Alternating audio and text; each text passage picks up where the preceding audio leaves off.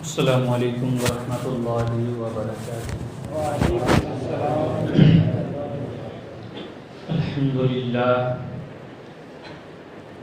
الحمد للہ الذی فضل سیدنا ومولانا محمدا علی العالمین جميعا وأقامه يوم القيامة للمذنبين المتلوثين الخطائين الهالكين شفيعا، وصلى الله تعالى وسلم وبارك عليه وعلى كل من هو محبوب ومرضي لديه صلاة تبقى وتدوم بدوام الملك الحي القيوم، وأشهد أن لا إله إلا الله وحده لا شريك له، ونشهد أن سيدنا ومولانا محمدا عبده ورسوله. أما بعد، فأعوذ بالله من الشيطان الرجيم. بسم الله الرحمن الرحيم. إن أولياؤه إلا المتقون. صدق الله العظيم وصدق رسوله النبي الأمين المبين الحكيم الكريم الرؤوف الرحيم، ونحن على ذلك ما كان لمن الشاهدين والشاكرين والذاكرين والحمد لله رب العالمين. واہ کیا مرتبہ ہے اے غوث بالا تیرا، اونچے اونچوں کے سروں سے ہے قدم اعلیٰ تیرا.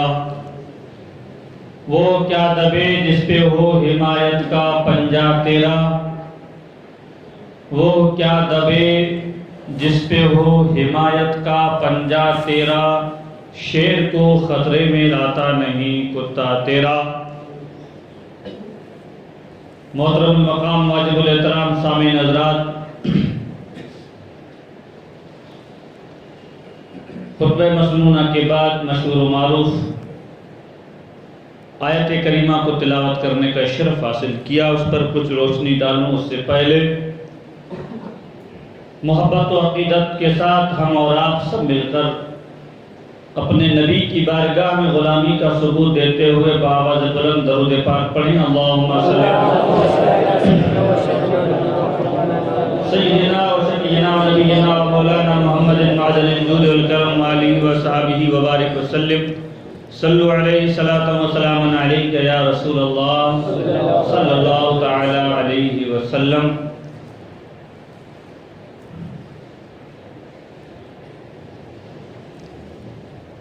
گفتگو کرو اس سے پہلے آج کے دن کو یاد کر لیں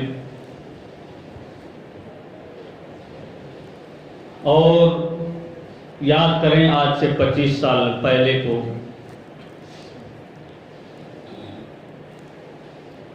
26-27 سال تقریباً یہی تاریخ تھی. 6 دسمبر 1992 میں عالم اسلام کے مسلمانوں کے ایمان کو جھنجھوڑا گیا تھا. آج 6 دسمبر 2019 ہے.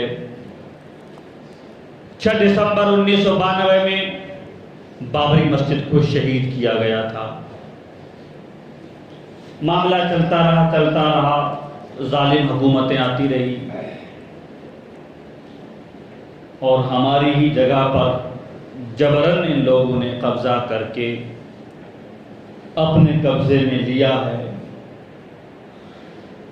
اور اس سے ہمیں اور آپ کو گھبرانے کی بھی ضرورت نہیں ہے اور نہیں ڈرنے کی بات ہے. جو کہیں کھلا کہیں، اس لیے کہ اللہ نے قرآن میں ارشاد فرمایا ہے ان الدین عند اللہ الاسلام. اللہ کے نزدیک اگر کوئی پسندیدہ دین ہے تو وہ دین اسلام ہے. اسی لیے علماء نے، مشائخ نے اس بات کے اوپر توجہ دلائی کہ حق بات بولو چاہے ظالم بادشاہ کے سامنے بولنی پڑے. اس ڈے کو بھی آنے والی نسلیں یاد رکھیں گی اس دن کو۔ اتنا ہم کہہ سکتے ہیں، تم اتنا مجبور تھے، ہم اتنا کہہ سکتے ہیں تم اتنا مفلس تھے، تمہارے ابا کو بٹھانے کے لیے تمہارے اور کوئی جگہ نہیں ملی، تمہیں اگر جگہ دی ہے کسی نے تو وہ مسلمان کا بیٹا تھا، مسلمان کے بیٹے نے دی جگہ پر، تم نے اپنے باپ کو بٹھایا ہے۔ تو ہندوستان کل بھی ہمارا تھا، ہمارے باپ آدم نے یہاں قدم رکھا تھا، کل بھی ہمارا تھا اور آج بھی ہمارا ہے۔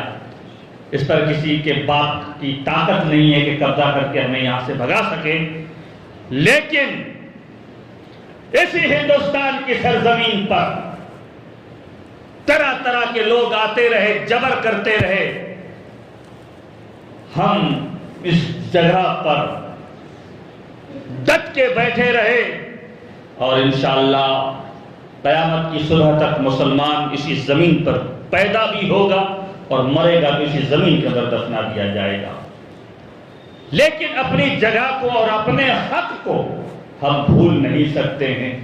خیر یہ تو آج 6 تاریخ تھی، اس لیے میں آپ کو ایک اشارہ دے کر آگے گزر جانا چاہتا ہوں۔ اپنے بچوں کو اس تاریخ کو یاد دلاؤ تاکہ آنے والی نسلیں ہماری اس تاریخ کو نہ بھولیں۔ یہ تاریخ یاد کر کے اپنے بچوں کو ایسی یاد کروا دیں کہ کل کوئی سر اونچا کر کے نہ چل سکے، کوئی اونچا سر کر کے بات نہ کر سکے، اس وقت بھی ہمارے بچے یہ کہیں کہ زیادہ اڑنے کی بات نہیں ہے، زیادہ اونچی بات نہ کر، جہاں تو بیٹھا ہے یا جہاں تیرا باپ بیٹھا ہے وہ زمین کل بھی ہماری تھی اور کل بھی آئندہ بھی ہماری رہے گی۔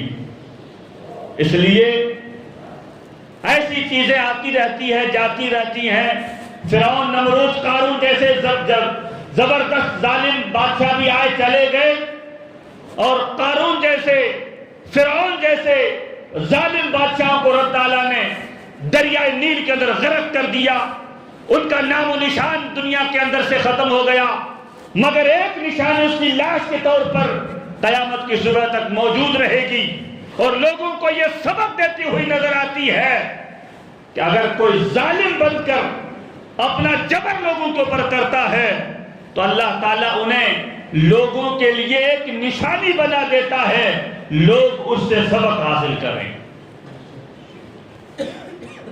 خیر میں نے جس آیت کریمہ کو تلاوت کرنے کا شرف حاصل کیا ہے، اللہ تبارک و تعالیٰ نے ارشاد فرمایا ان اولیاءہ الا المتقون، اللہ کے نیک بندے، اللہ کا جو ولی ہے، اللہ کا وہی ولی ہے جو متقی ہے، پرہیزگار ہے۔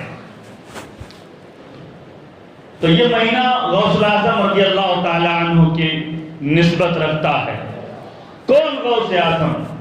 وہ غوث اعظم رضی اللہ تعالی عنہ جو مادرزاد ولی ہیں۔ یہ مادرزاد لفظ ہے، یہ فارسی ہے، کہتے ہیں کہ جو ماں کے پیٹ سے پیدا ہو، ولی ہو کر پیدا ہو، ولی ہو کر دنیا میں آئے، ماں کے پیٹ میں بھی ولی، ماں کے پیٹ میں جو ولی ہو، باہر آئے تو ولی، اور پھر ولیوں کا سردار بنا دیا جایا، وہ غوث اعظم رضی اللہ تعالی عنہ، پیران پیر، دستگیر، روشن ضمیر، سیدنا شیخ عبد القادر جیلانی رضی اللہ تعالی عنہ۔ آپ کی ولادت رمضان المبارک میں ہوتی ہے، پہلی تاریخ، پہلی شب میں آپ کی ولادت ہوتی ہے، اور پہلی کرامت آپ کی یہی ہے کہ آپ نے رمضان کے اسی پہلی تاریخ کو دن میں دودھ نہیں پیا۔ آپ کی والدہ نے اپنے شوہر سے، ابو صالح جنگی دوست سے، اپنے شوہر سے کہا کہ بچہ پیدا ہوا ہے، دن میں دودھ نہیں پی رہا ہے، تو آپ کے والد بزرگوار جناب ابو صالح جنگی دوست، آپ کا لقب ابو صالح کیوں پڑا؟ اس کی وجہ کیا ہے؟ اس کی وجہ یہ ہے کہ حضرت سیدنا شیخ عبد القادر جیلانی کے ایک اور بھائی تھے، ان کے ایک اور بھائی تھے جن کا نام تھا عبداللہ.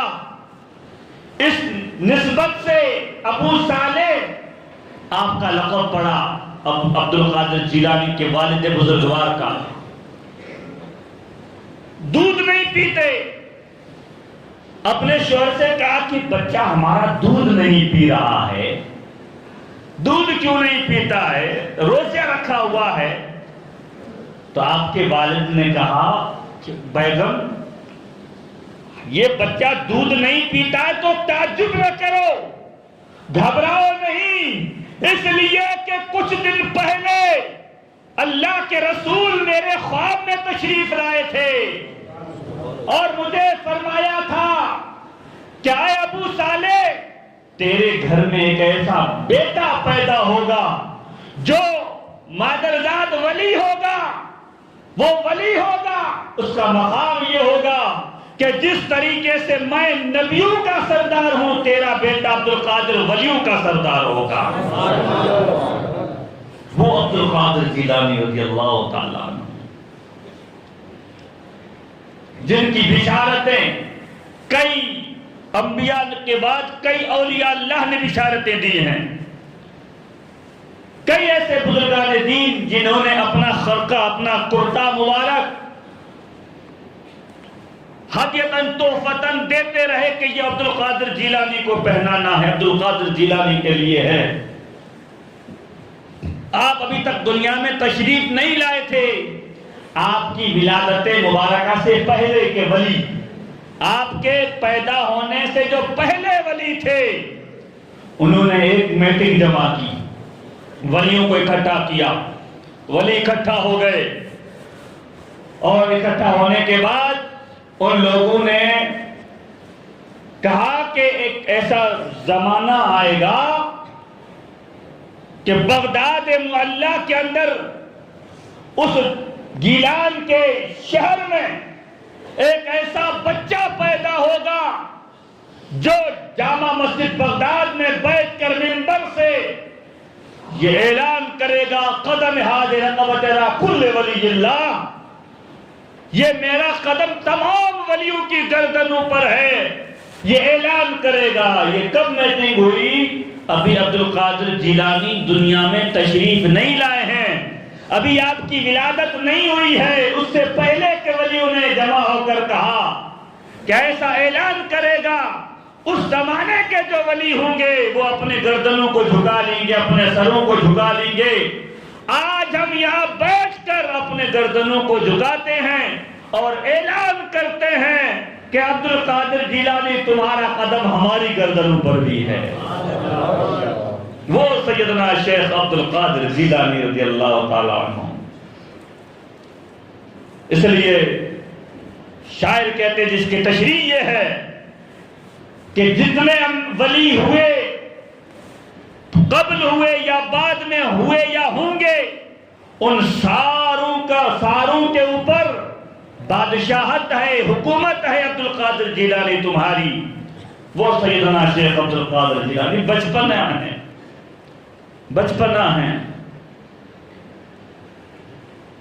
آپ سے کسی نے پوچھا کہ آپ کو ولایت کا یہ تاج پہنایا گیا تھا لیکن آپ کو کب پتا چلا کہ آپ ولی ہیں؟